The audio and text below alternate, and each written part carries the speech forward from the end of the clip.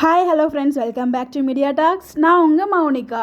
இந்த பாட்டிமாக்கு ஒரு பாயாசத்தை போட்டுற வேண்டியதான் அப்படிங்கிற மாதிரி தான் இருக்குது சூழ்நிலை. So just for fun.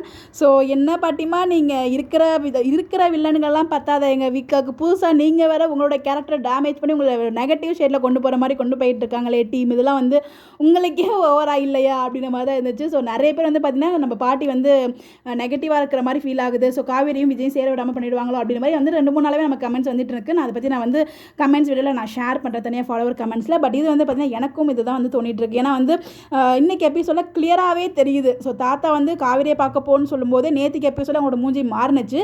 இன்னைக்கு வந்து என்னன்னா இதுக்கெல்லாம் முக்கியமான காரணம் வெண்ணிலா. அவங்க நல்லவங்க. அதே மாதிரி ஸோ போலீஸ் வரைக்கும் கொண்டு போன ஒரு மாப்பிள்ளை, அதாவது பொண்ணோட புருஷன், அவங்க நல்லவங்க.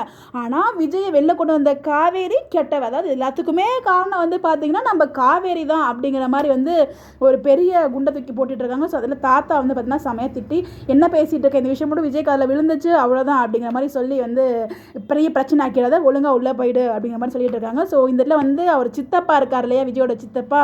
ஸோ பாட்டியோட மனசு மூலியமாக தான் வந்து பார்த்திங்கன்னா நம்ம உள்ளே வந்து இந்த கூட்டுக்குள்ளே குட்டையை கலப்பணும் அப்படிங்கிற மாதிரி சொல்லிகிட்டு இருக்காரு. ஸோ பாட்டி நம்ம என்ன சொன்னாலும் கேட்பாங்க, நம்ம மாமியார் என்ன சொன்னாலும் கேட்பாங்க, அவங்க மூலியமாக இந்த வீட்டில் திருப்பி வரணும் அப்படிங்கிற ஒரு பிளானில் வந்துட்டு இருக்காரு.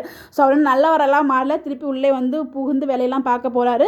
இதில் என்னன்னா எல்லாருமே நல்லவங்க, காவேரி மட்டும் கெட்டவங்கன்னு சொல்கிறாங்க பாருங்கள். அதுதான் வந்து எல்லாம் தாங்கிக்கவே முடியல. ஸோ வந்து காவேரி எவ்வளோ விஷயங்கள் பண்ணியிருக்காங்க, அது எல்லாத்தையும் அவங்க மறந்துட்டாங்க. ஜஸ்ட் விஜய் உள்ளே போனார் அன்னைக்கு அந்த ஜெயிலில் முன்னாடி பேசினாங்க இல்லையா, எல்லாத்துக்குமே காரணம் காவேரி தான். அதுக்குள்ள ஒரு ஆதங்கமாக தெரிஞ்சிச்சு. ஸோ அதுக்கப்புறம் நம்ம விஜய் காவேரி வந்து பேசிட்டு இருக்கும்போது உள்ள ரூமில் வச்சு பேசுறது அது கொஞ்சம் கஷ்டமாக இருந்துச்சு. இன்னைக்கு எபிசோட் மொத்தமாகவே வேர்த்திருச்சு. பாட்டியை பார்க்கும்போது என்ன பாட்டி உங்களோட கேரக்டர் இவ்வளோ டேமேஜ் பண்ணிட்டு இருக்காங்களே அப்படின்னு.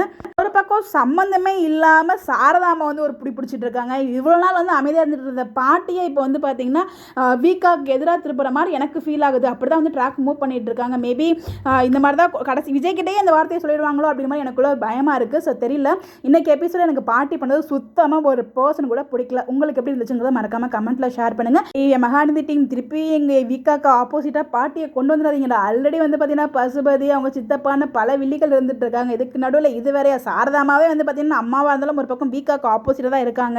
எல்லாம் மாதிரி எங்கள் வீக்கா எப்போ சேர போகிறாங்கன்னு தெரியலையே. திருப்பியுமே காவேரி அம்மா வீட்டுக்கு தான் போகிறாங்க. இதெல்லாம் எங்கே போய் முடிய போகுது, என்ன ட்ராக் அடுத்து வரப்போகுது, நம்ம வந்து கிடைக்கிற டீட்டெயில்ஸ் வச்சு நம்ம வந்து சொல்ல முடியாது. பார்ப்போம் எப்படி மூவ் பண்ணுறாங்கன்னு.